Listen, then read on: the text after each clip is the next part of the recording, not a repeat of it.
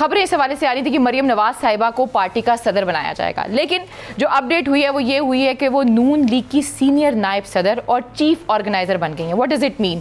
क्या नवाज शरीफ साहब वापस आ रहे हैं? आज उन्होंने शहबाज शरीफ साहब ने एक तीर से दो शिकार किए। सीनियर नायब सदर बनाकर शाहिद खकान अब्बासी साहब को खुडे लाइन लगा दिया मेरे नजदीक। इट्स वेरी इंटरेस्टिंग सिनेरियो, लेकिन एक चीज की तरफ इशारा है कि अब इलेक्शन जो है उसकी तरफ आहिस्ता आहिस्ता हम बढ़ रहे हैं। वो जब वर्दी उनकी उतर गई तो उनका अब इमरान खान की किसी तकरीर में उनके नाम के बगैर तकरीर मुकम्मल ही नहीं होती।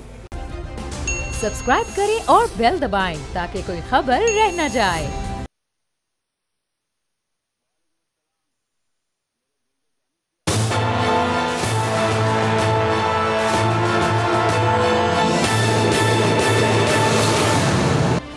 अस्सलाम वालेकुम। प्रोग्राम तज्जिया, मैं हूँ लीना इलियास और आज के इस प्रोग्राम में हमारे साथ समी इब्राहिम साहब मौजूद हैं, लेकिन वो टेलीफोन लाइन पर मौजूद हैं। स्टूडियो में मेरे साथ मौजूद हैं सिद्दीक साजिद साहब, बहुत ही सीनियर तज्जियाकार हैं और आज की जो सबसे बड़ी खबर है वो उन्हीं की तरफ से आ रही है। और इसके साथ साथ हमारे साथ मौजूद हैं स्काइप पर अदनान आदिल साहब, वो भी सीनियर तज्जियाकार हैं। और अब से कुछ देर बाद हमारे साथ मौजूद होंगे मुजाहिद बरेलवी साहब, वो भी सीनियर तज्जियाकार हैं। 2 से 3 स्टोरीज हैं जिसके ऊपर हम डिस्कस करेंगे। सबसे पहली बात तो ये है कि खबरें इस हवाले से आ रही थी कि मरियम नवाज साहिबा को पार्टी का सदर बनाया जाएगा, लेकिन जो अपडेट हुई है वो ये हुई है कि वो नून लीग की सीनियर नायब सदर और चीफ ऑर्गेनाइजर बन गई हैं। What does it mean? क्या नवाज शरीफ साहब वापस आ रहे हैं या नहीं आ रहे? और दूसरी चीज़ ये है कि जो शहबाज शरीफ साहब की सियासत है वो किस सिमत जा रही है? क्या शहबाज शरीफ साहब जो है वो आइंदा इलेक्शंस में कोई सियासत करते हुए हमें नजर आएंगे? क्योंकि अभी तो हम ये देख रहे हैं कि उन्हें अपनी पार्टी की सियासत से तो हटा दिया गया है, लेकिन दूसरी तरफ वो MKM को संभालने की कोशिश कर रहे हैं और वो पीपल्स पार्टी को भी खुश करने की कोशिश कर रहे हैं, लेकिन अपनी पार्टी में फिलहाल उनकी सियासत बिल्कुल सिफर हो गई है। दूसरी जो स्टोरी है जी वो ये है कि इमरान खान साहब के ऊपर जो हमला हुआ उस हवाले से आपको पता है कि इमरान खान साहब ने मुख्तलिफ बयानात दिए जिसमें उन्होंने कहा था कि वहाँ पर एक बंदा नहीं था, एक और बंदा भी मौजूद था जिसने जो है वो फायरिंग की है। और आज जो फोरेंसिक की रिपोर्ट आई है उसमें ये कहा गया कि बाई जानिब से भी फायरिंग की गई है। इसके साथ साथ हम डिफरेंट जो दूसरी स्टोरीज़ हैं उनको भी शामिल करेंगे। कहा यह जा रहा है कि कामरान टसूरी साहब को बुलाया है शहबाज शरीफ साहब ने। MKM की एक हिस्ट्री रही है, बहुत से लोग ये कहते हैं और ये समझते हैं कि MKM जो है वो किसी न किसी के इशारों पर अपनी हुकूमत करती है। अगर वो किसी न किसी के इशारों पर हुकूमत करती है तो उसका इलेक्शन से क्या लेना देना है? उनको तो वैसे ही मिली मिलाई प्लेट में सीटें मिल जाएंगी। प्रोग्राम का आगाज़ करूंगी समी साहब आपकी इजाज़त से और दान साहब की इजाज़त से। सबसे पहले जो स्टोरी है वो मरियम नवाज साहिबा आ रही है, जिसके बाद बहुत से सवाल जो है वो उठते हैं। सबसे पहला सवाल तो ये उठता है कि मरियम नवाज साहिबा को अगर सीनियर नायब सदर बना दिया गया है और वो चीफ ऑर्गेनाइजर हैं तो शहबाज शरीफ साहब की सियासत कहाँ गई और क्या नवाज शरीफ साहब वापस आएंगे? सिद्दीक साजिद साहब। बहुत शुक्रिया लीना। कल नवाज शरीफ ने लाहौर के और पंजाब के जो सीनियर पार्टी के रहनुमा हैं उनसे गुफ्तगू की थी, उनसे मुशावरत की थी और पार्टी को फ़ाल बनाने के हवाले से उनसे मशवरे लिए थे। और जब वो ये मशवरे ले रहे थे तो उन्हीं में से ज़ाहिर है ये चीज़ें, बहुत सी चीज़ें ऐसी भी होती हैं जो कि प्री प्लान होती हैं। तो अक्सरियत की जानब से ये इस राय का इजहार कर दिया गया कि मरियम नवाज साहबा को आप जिम्मेदारियाँ सौंपें ताकि पंजाब में पार्टी को फ़ाल बनाया जाए। ख़ास तौर पर चूँकि अब आ रही है 9 जो जनवरी है, इजलास है पंजाब असम्बली का, एतमाद का वोट लेना है, परवेज़ लाएंगे। अगर वो एतमाद का वोट ले लेते हैं, जो कि नज़र आ रहा है कि वो ले लेंगे इस मौजूदा सूरत हाल में, तो फिर वहाँ पे असम्बली तहलील होगी। ज़ाहिर है इमरान खान के वादे के मुताबिक इंतखाब तो फिर करवाना पड़ेगा।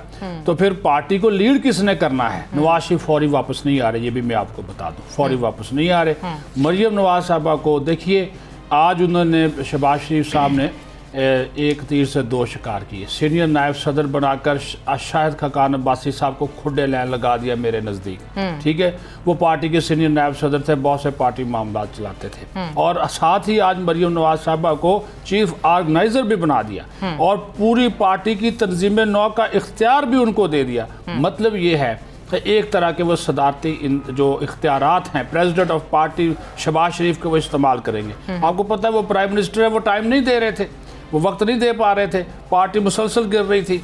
और ये जो खास तौर पर पंजाब में, और लेकिन पहले खबरें तो आ रही थी कि सिद्दीक साहब के उनको सदर बनाया जाएगा। ये एक ही बात है, वो देखिए, हाँ एक ही बात है, वो चीफ ऑर्गेनाइजर पार्टी वो ज़ाहिर है अब वो सदर साहब उसको हटाएंगे तो ये बहुत बड़ा शुरू हो जाएगा वावेला पार्टी के अंदर ही, और फिर लोग भी, और फिर इमरान खान साहब वो दूसरे पर्जा देखें जी तो अहल नहीं है, जो पार्टी नहीं चला सकता हुकूमत कैसे चलाएगा। तो उन्होंने एक तरह का उनको थोड़ा सा, अभी चूँकि वो वज़ीर आज़म है, अब आपको पार्टी वो वैसे भी नहीं चला रहे थे, तो वो पार्टी को मौसर और फाल और मुतहर्रक करने के लिए पंजाब में, क्योंकि इनको पता है कि वहाँ पे जो रिपोर्ट्स हैं, जो सर्वे हैं, वो सारे के सारे इस वक्त किस फेवर में जा रहे हैं। तो ये एक वो करते हैं जी, वो दावा करते हैं कि मरीम नवाज एक ऐसी लीडर हैं जो कि इमरान खान का जो है वो मुकाबला कर सकती है, पंजाब में पार्टी को उठा सकती है। अभी देखिए ना, सिर्फ एक छोटी सी मैं आपको मिसाल दे दूं,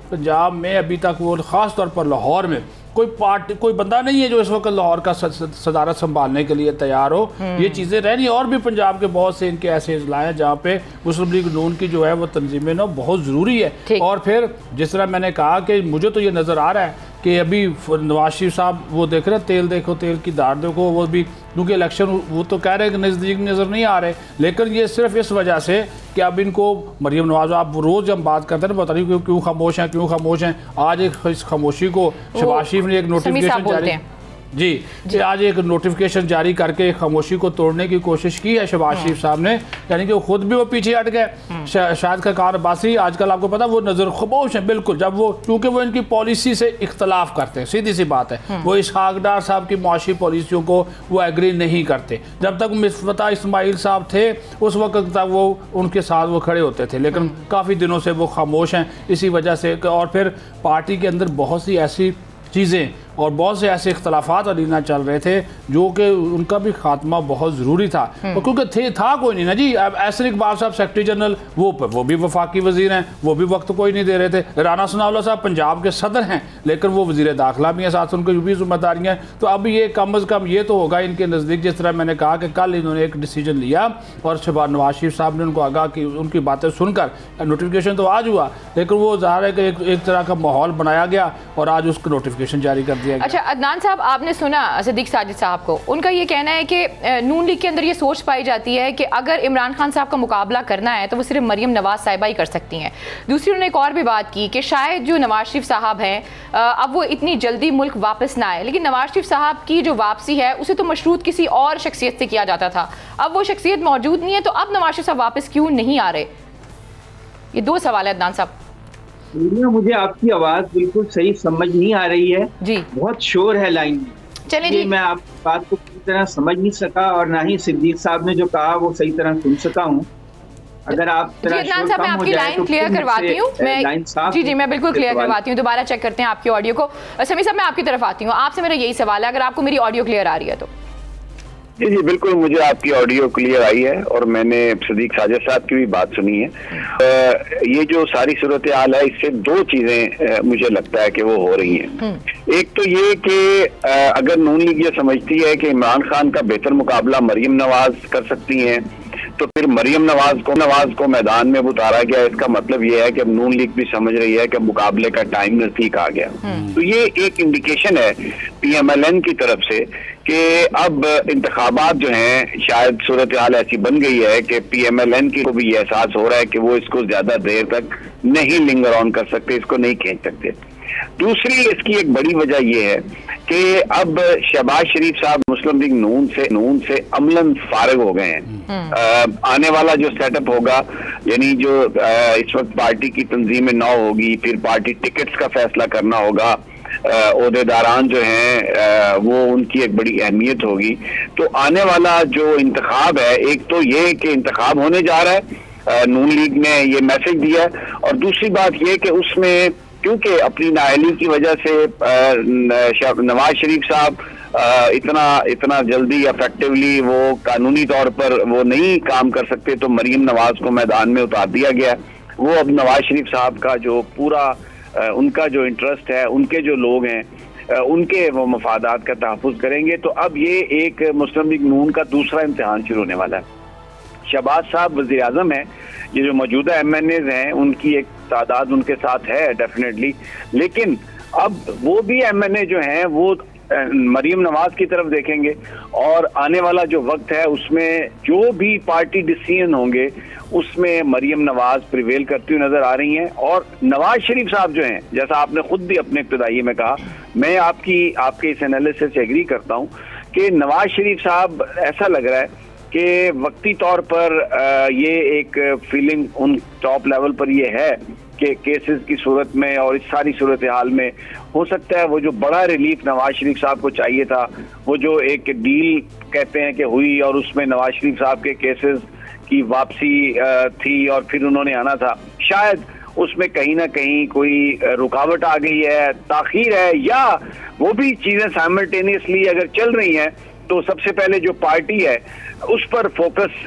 करने के लिए मरियम नवाज को भेजा गया। तो मुझे ये लगता है कि मरियम की जो आमद है पाकिस्तान की नवाज शरीफ साहब से पहले होएगी, क्योंकि अगर उनको पार्टी का चीफ ऑर्गेनाइजर भी बना दिया गया तो फिर तो इसका मतलब यह है कि अब वो उनकी आमद जो है वो बहुत जल्द मुतवक्का हो सकती है। जी अदनान साहब, आपको मेरी आवाज़ क्लियर आ रही है इस टाइम? अब क्लियर आ रही है। अच्छा अदनान साहब, अभी आपने समी साहब को सुना होगा, इससे पहले सदीक साहब ये बात कर रहे थे कि नून लीग में एक सोच पाई जाती है कि अगर इमरान खान साहब का कोई मुकाबला कर सकता है तो वो मरियम नवाज़ है।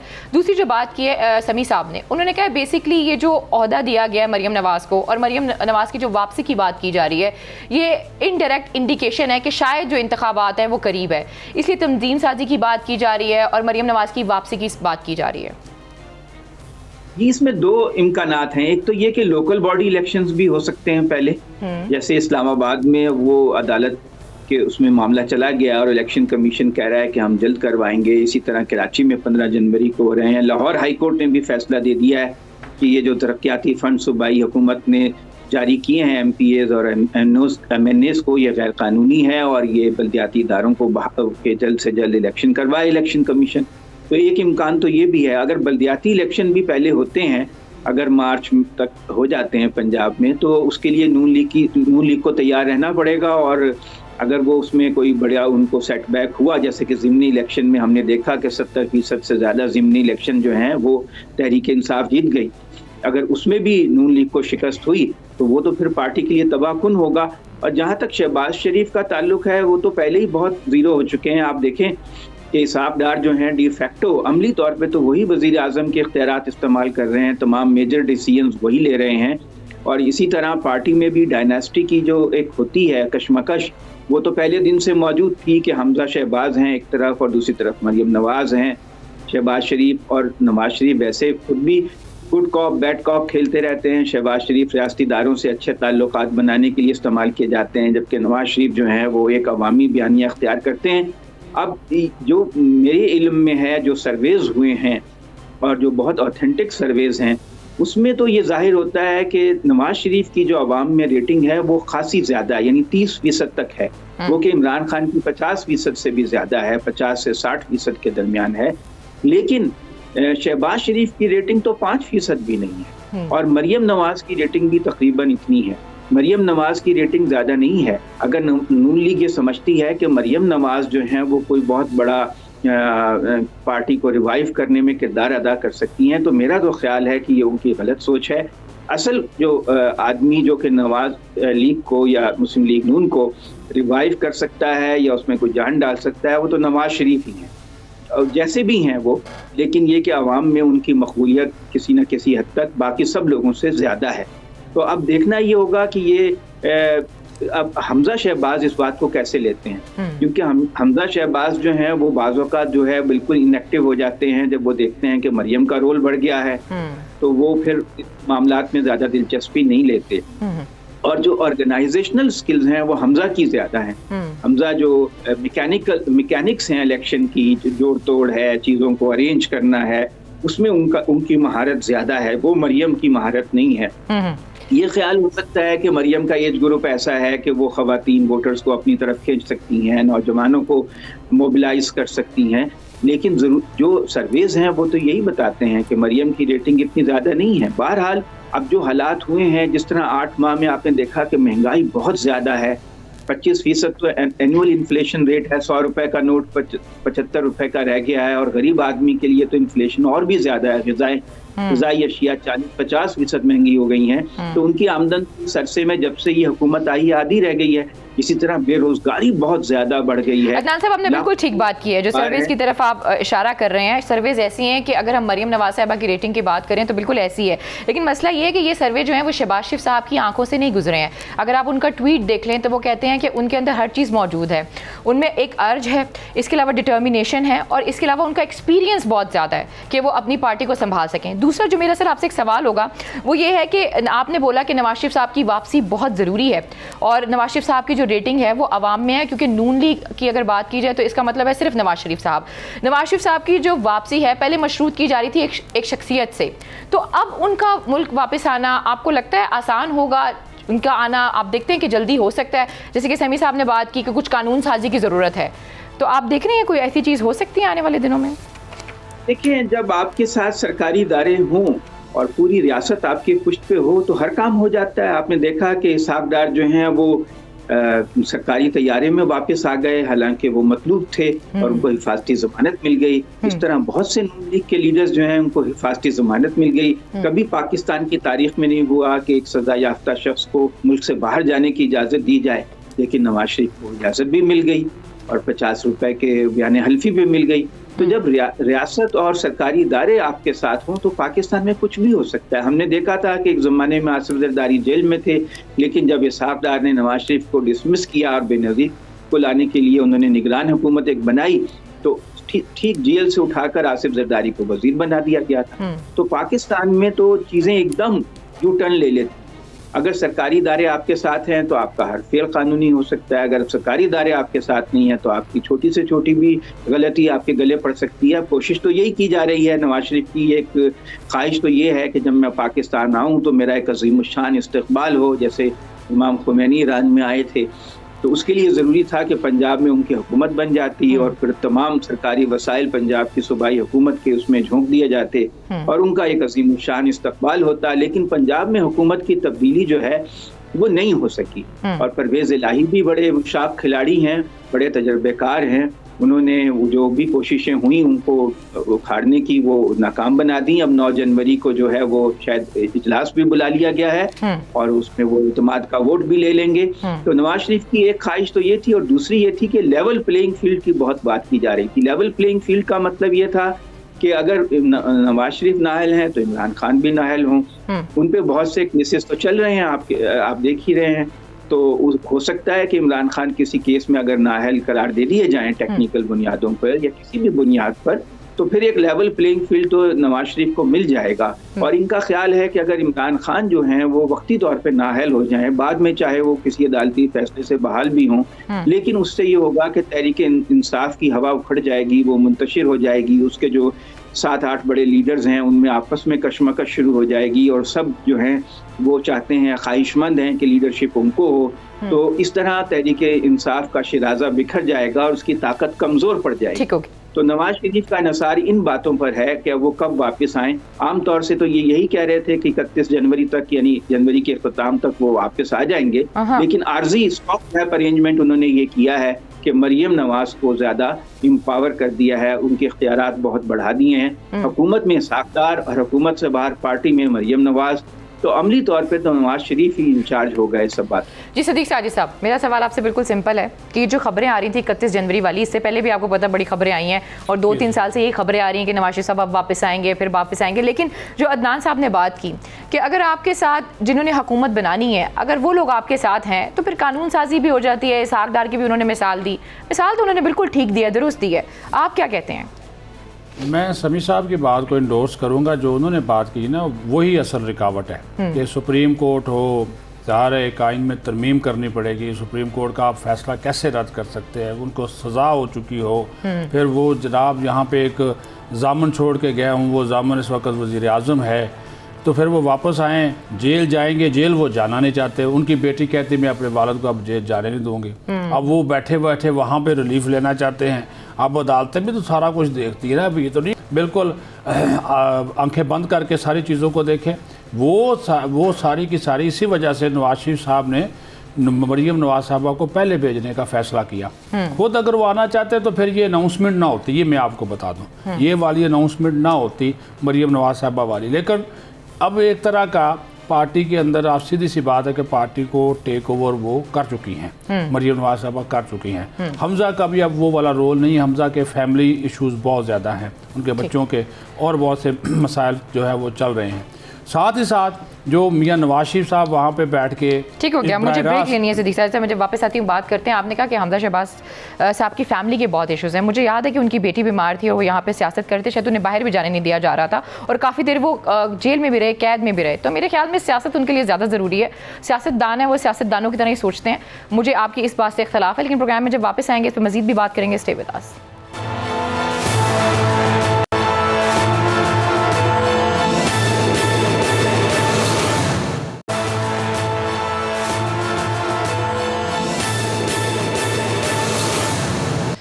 वेलकम बैक नाज़रीन, फिर आपको खुशामदीद कहते हैं। अब कुछ बात करेंगे एमकेएम के हवाले से कि उनकी सियासत किस तरफ जा रही है, लेकिन इससे पहले सिद्दीक साजिद साहब कुछ बात कर रहे थे, मैं चाहूँगी आप कंप्लीट करें, फिर मैं समी साहब की तरफ चलूँ। जी बिल्कुल, मैं यही बात कर रहा था कि कानूनी और आइनी जो पेचीदगियाँ हैं वो नवाज शरीफ के आने की राह में हायल हैं। और दूसरी बात यह है कि क्या कानूनी वो जाएंगे, कबल अज़ वक्त ले लें, इश्तिहारी है ना, बहुत से लोग इश्तिहारी इस मुल्क में आ जाते हैं। पिछले एक और इश्तिहारी आया था, फिर आप कहें उनकी सजा माफ हो जाए और वो मनसब इक़्तिदार पर जाकर बैठ जाए, तो कल कला कोई भी जो बंदा करेगा वो फिर यही काम करेगा। वो जो आपने मिसाल डिस्कस किया गया था, अभी आपने हो रही है कानून अभी आपने बात की ना, अभी आपने आसिफ जरदारी साहब की मिसाल दी ना कि वो जो आदल साहब ने कहा वो जेल से उठाकर उनको वजीर बना दिया। फिर तो ये काम करें ना आप कि फिर वो जो एनआरओ वाली बात हम कर रहे हैं, असल में वो चाह रहे हैं कि मेरे ऊपर मैं जनाब साफ शफाफ उजला निखरा धुला हुआ बिल्कुल मासूम सा जो है ना, बिल्कुल वो मैं वो कराऊं। ठीक हो गया। अच्छा समी साहब, अब कुछ आएंगे हम एमकेएम की सियासत की तरफ। एमकेएम और इस वक्त जो मौजूदा सेटअप है उसमें ये कहा जा रहा है कि डेडलॉक है। समी साहब, जब भी ये डेडलॉक होता है उसके बाद कोई बड़ी तब्दीली आती है, आपको लगता है कोई बड़ी तब्दीली होने वाली है? इस वजह से एमकेएम जो कह रही है अभी तक डेडलॉक है, और फिर ये भी बात की जा रही है कि जो कामरान टसोरी साहब हैं उनको बुलाया गया है और जो शहबाज शरीफ साहब हैं वो उनसे मुलाकात करेंगे, बात करेंगे। ऐसा क्या कर लेंगे शहबाज शरीफ साहब जो आसिफ से ज़िम्मेदारी नहीं कर पा रहे? देखिए, जो हालात हैं उसमें कुछ भी हो सकता है। हमें सबको पता है कि कामरान टसोरी किसके आदमी हैं। हमें ये भी पता है कि एमकेएम मुख्तलिफ धड़ों में जब बढ़ती रही है तो कौन उसको धड़ों में तोड़ता रहा है, बनाया किसने था एमकेएम को। अब उसके बाद अब फिर दोबारा इस मुर्दा घोड़े में अगर जान डालने की कोशिश की जा रही है, सबको इकट्ठा करने की कोशिश की जा रही है, तो वो क्यों किया जा रहा है? इसमें पीपल्स पार्टी जो है, जाहिर है वो उनकी अपनी एक पॉलिटिक्स है। जरदारी साहब जो हैं वो सारी सिचुएशंस को हैंडल करने के बहुत माहिर हैं और वो ये कह रहे हैं कि जी हम वफाक में इत्तेहादी हैं और हम यहाँ पर सूबे में हम साथ लेके चलेंगे सबको। तो मुझे ये लगता है कि अभी इस वक्त जो सूरत हाल है उसमें मैं इसे डेडलॉक तो नहीं कहता, मैं कहता हूँ कि एक मुश्किल सूरत हाल जरूर है, क्योंकि कहीं ना कहीं से कोई दबाव पड़ रहा है और ये नजर आ रहा है पीडीएम जमातों को कि इंतखाबात होने वाले हैं। इसलिए इस मौके पर आसिफ अली जरदारी साहब किसी तरह की भी कोई रियायत एमकेएम को देने के लिए तैयार नहीं है, क्योंकि कराची में वो ये समझते हैं कि उनके साथ उनका मुकाबला होगा, तो इमरान खान के साथ भी मुकाबला होगा वहां पे।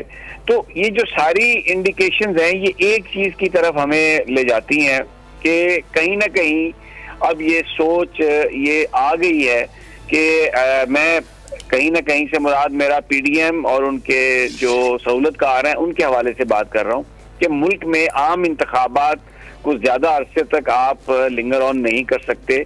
इससे जो नुकसान होगा वो कहीं ऐसा ना हो कि वो फिर इर्रेपरेबल हो जाए। तो ये एमकेएम की जो लड़ाई है इसको भी आप उस तनाजुर में देखें।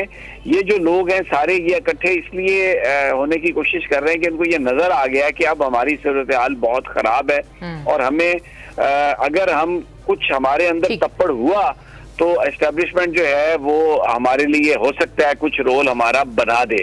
तो इट्स वेरी इंटरेस्टिंग सिनेरियो, लेकिन एक चीज की तरफ इशारा है कि अब इलेक्शन जो हैं उसकी तरफ आहिस्ता आहिस्ता हम बढ़ रहे हैं। चलिए, मुजाहिद बरेलवी साहब भी हमारे साथ बहुत मौजूद हैं। बहुत बहुत शुक्रिया मुजाहिद बरेलवी साहब अपना वक्त देने के लिए। बहुत ही सीनियर तज्जियाकार हैं वो, और जब भी उनकी तरफ से तज्जिया आता है वो हमेशा मैंने पर्सनली ये देखा है कि ठीक ही होता है। अच्छा बरेलवी साहब, आपने सुना होगा समी साहब को, समी साहब कह रहे हैं कि एक्चुअली जो मुल्क है हो सकता है कि वो आम इंतखाबात की तरफ जा रहा है, और शायद इसी वजह से जो गिव एंड टेक की एक सियासत है कि मुझे कितनी सीटें दी जाएंगी, किस तरीके से जो नया सेटअप है वो डेवलप होगा, जो एमकेएम की सियासत है और जो एमकेएम की चीज़ें हैं वो इसलिए एक हमें डेडलॉक नज़र आ रहा है कि भाई आप हमें आम इंतखाबात में हमारे लिए क्या लेकर आ रहे हैं। हाँ, मेरे ख्याल समी का एक हद तक कहना दुरुस्त है, और बल्कि थोड़ा एक बार बल्कि मैं एक कदम और बढ़कर ये कहूँ कि दरअसल ये वाज़ेह हो चुका है कि सिंध में जो कुछ भी हो रहा है, क्योंकि 18 के इलेक्शन में पीटीआई को 14 नशिस्तें मिली थी, जो पीपल्स पार्टी और एमकेएम समझता है कि उनकी मूर्सी नशिस्तें थी, और माइनस इमरान खान के लिए तमाम भाग दौड़ या मार दहाड़ जोड़ तोड़ हो रहा है। और साथ में ये भी इजाफी आपने देखा होगा कि साथ में डेवलपमेंट के बलूचिस्तान में अचानक बाप के कुछ नए बाप किसी और का बाप बनाना इनको चाह रहे हैं। खैर मैं गार्डेड लफ्ज़ इस्तेमाल करना चाह रहा हूँ कि ये डेवलपमेंट है कि जिस बलूचिस्तान पीपल्स पार्टी को दे दिया जाए। अब लेकिन इसमें बीच में आ गई एमकेएम, और उससे पहले आगे मैं बढ़ूँ कि मैं ये समझता हूँ कि इस वक्त जो गवर्नर की हैसियत से टिसोरी साहब अपनी आईनी हुदूद से तजावुज़ कर रहे हैं।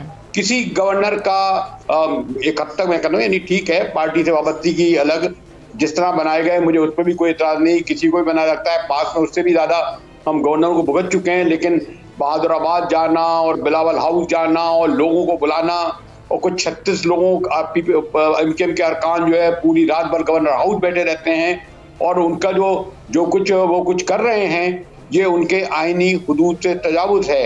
इस पर रद्दअमल का भी इजहार हो रहा है। गवर्नर हाउस को किसी को हक हासिल नहीं है कि वो सियासी अखाड़ा बनाए। ठीक है, इमरान इस्माइल साहब की वाबस्तगी थी, वो सियासत में भी हिस्सा लेते थे, पास में भी गवर्नर करते रहे, लेकिन कुछ गवर्नर साहब को ज़्यादा ही जल्दी है कि जो उन्हें टारगेट दिया है उसके लिए वक्त कम है, उन्हें डिलीवर ज़्यादा करना है। तो सबसे पहले तो मैं ये कहूँगा कि गवर्नर साहब जो हैं आपके तवज्जुह से कि अपने आईनी हुदूद को ज़रूर पेश नज़र रखें कि आपका ओहदा सेरेमोनियल है। मैं नहीं देख रहा इवन ये कि ठीक है जमीयत उलमा इस्लाम के केपी में गवर्नर है, बलूचिस्तान के गवर्नर का तो मुझे नाम ही नहीं पता, बलीगुर रहमान एक हद तक कर रहे हैं लेकिन इस हद तक नहीं। लेकिन टिसोरी साहब तो लगता है कि जैसे कोई एमकेएम के सरपरस्त आला या कारकुन की हैसियत से सरगर्म अमल है कि इन धड़ों को इकट्ठा किया जाए। उन्हें जल्दी है कि 7 जनवरी को बल्कि 15 जनवरी से पहले ऐलान हो जाए जो लोकल बॉडीज़ का इलेक्शन हो रहा है, और इनके लिए ये बड़ा इम्तहान है।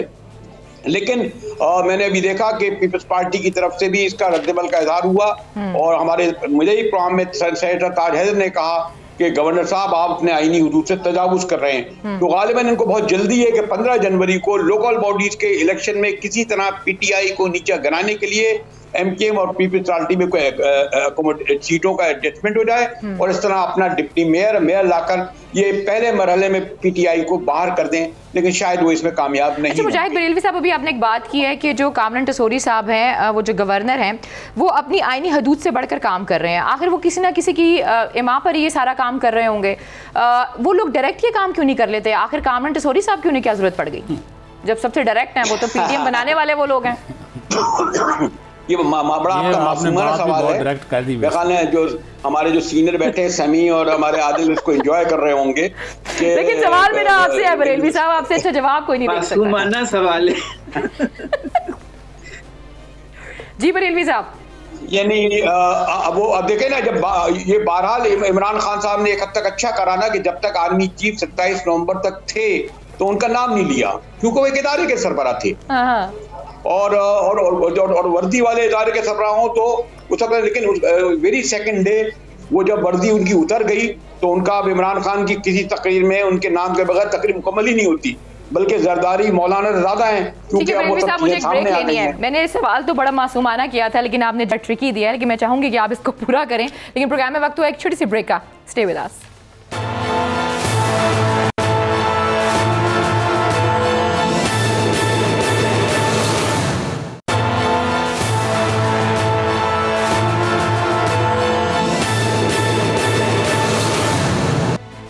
वेलकम बैक नाज़रीन, तो फिर आपको खुशामदीद कहते हैं। ब्रेक पे जाने से पहले मुजाहिद बरेलवी साहब अपनी बात कंप्लीट कर रहे थे।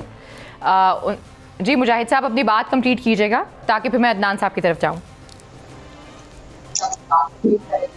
देखिए, एक तो ये कि मुत्तहदा के जो मौजूदा धड़े हैं ये minus plus minus plus minus plus minus is equal to 0 जी, और इसमें अगर प्लस लंदन करते हैं जो माइनस है तो फिर शायद उनका कुछ वजन बढ़ जाए। मेरे ख्याल में मेरे दोस्त समझ गए होंगे कि मेरा किस तरह इशारा है। लंदन होने के कितने चांसेस हैं?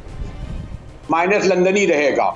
अच्छा। और ये देखिए अब वो दौर चला गया कि आप साजिश के जरिए और जिस तरह कराची को एक जमाने में हाईजैक किया हुआ था इस जमात ने, और जिस तरह के से वो वोट देते थे, या ये पूरी हिस्ट्री है, मैं उसकी तफसील में नहीं जाऊंगा। इस वक्त जैसे मैंने कहा ना, चाहे मुस्तफा कमाल की PSP हो, MKMP हो, आफाक भाई तो बेचारे बहुत ही पीछे, या फारूक भाई हो, ये भी एक इलेक्शन हो जाएगा, आपको पता चलेगा। पिछले इलेक्शन में भी देखा कि उनका क्या सूरत हाल थी।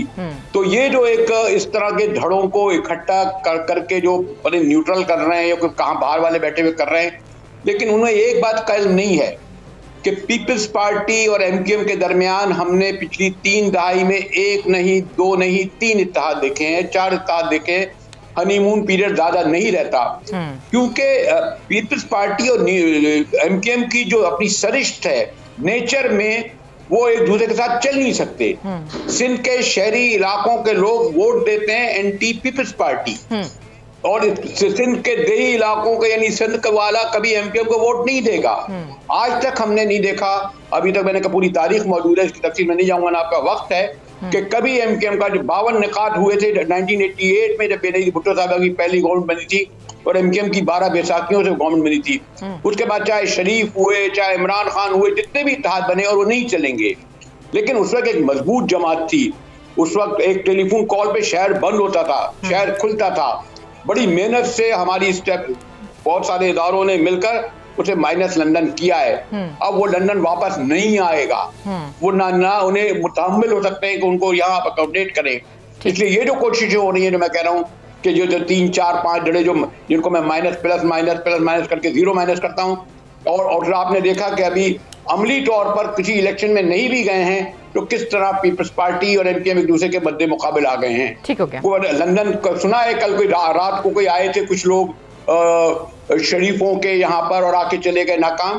तो ये जो कोशिश हो रही है कि 15 जनवरी के इलेक्शन, जिस पर मुझे शक है कि अगर कोई इनको कोई एक फार्मूले पे नहीं पहुंच सके MKM और पीपल्स पार्टी, तो शायद 15 जनवरी को एक बार फिर इंतखाबात बल्दियाती जो है मुलतवी कर दिए जाएं। ठीक हो गया। क्योंकि तो पास में अभी तक जितने भी कराची के इलेक्शन हुए हैं, आपने उसके नतीजे देख लीजिए। ठीक हो गया। तो जो गेम प्लानर हैं कोशिश कर रहे हैं, लेकिन मुझे नहीं लगता कि गेम प्लानर कामयाब हो सकेंगे। अच्छा अदनान साहब, आपसे मेरा ये सवाल होगा, आपने मुजाहिद बरेलवी साहब को सुना, उन्होंने बहुत तफसील से बता दिया इस वक्त क्या सूरत हाल है। आप बताएं, ये जो गेम प्लानर की बात की जा रही है, आपको लगता है उनकी जो गेम है वो कराची में चलेगी? क्योंकि मुझे याद है कि इमरान खान साहब जलसे में नहीं जाते हैं और वो कराची में जीत जाते हैं। और अब कराची की अगर पॉलिटिक्स की बात की जाए तो उसके डायनामिक्स चेंज हैं। 14 सीटें PTI ने ली थी, तो अब आपको लगता है कोई वो जो हनीमून पीरियड है इनका थोड़ा लंबा भी हो सकता है, MQM का और पीपल्स पार्टी का? रेलवी साहब ने जो बात की, मैं बिल्कुल 100% उससे मुत्तफिक हूँ। ये तो जो धड़े मुत्तहिद हो रहे हैं ऐसे ही है, 0 जमा 0 जमा 0। कराची के लोग जो हैं बहुत बाशऊर हैं, उन्होंने बहुत तवील अरसे तक बोरी बंद लाशें देखी हैं, टारगेट किलिंग देखी है, भत्ताखोरी देखी है, सैकड़ों पुलिस वाले जो हैं वो शहीद हुए हैं वहाँ पे दहशतगर्दों के हाथों।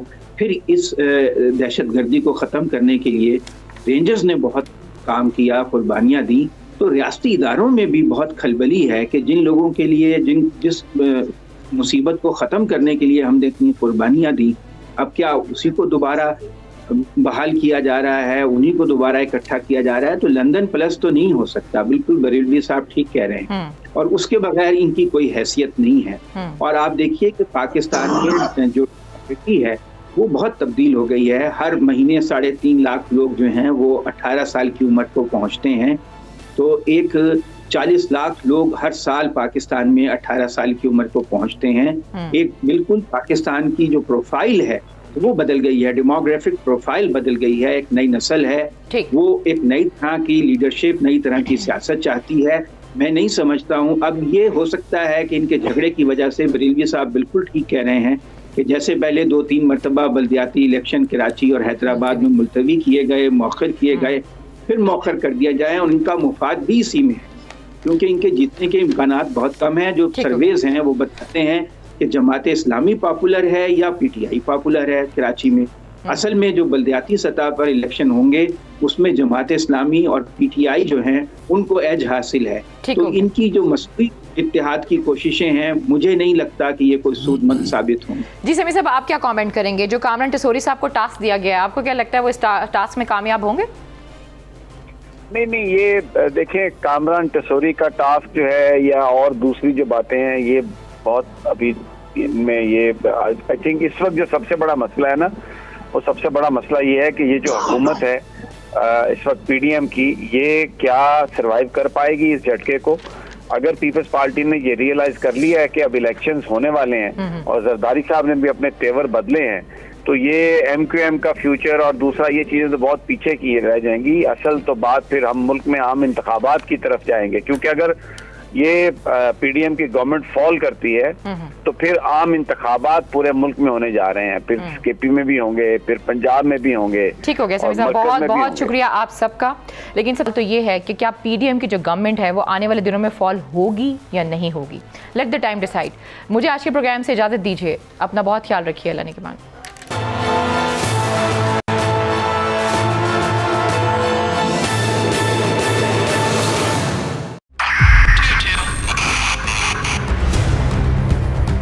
बहुत सारे तोहफे भी देके गया पाकिस्तान की आवाम को। पाकिस्तान की आवाम को एक तोहफा ये दिया कि आवाम को पता चल गया कि पाकिस्तान का मीडिया क्या है। हक और सच का सफर साल 2022 में बोल रहा नंबर 1। हमने बहुत सारे शोज और ट्रांसमिशंस की, पूरा साल मुसलसल जदोजहद में निकल गया कि ये वोट ऑफ कॉन्फिडेंस के पीछे कौन लोग थे। तोड़े रेटिंग के सभी रिकॉर्ड, एंकर्स ने भी आवाम में सबसे ज्यादा मकबूलियत पाई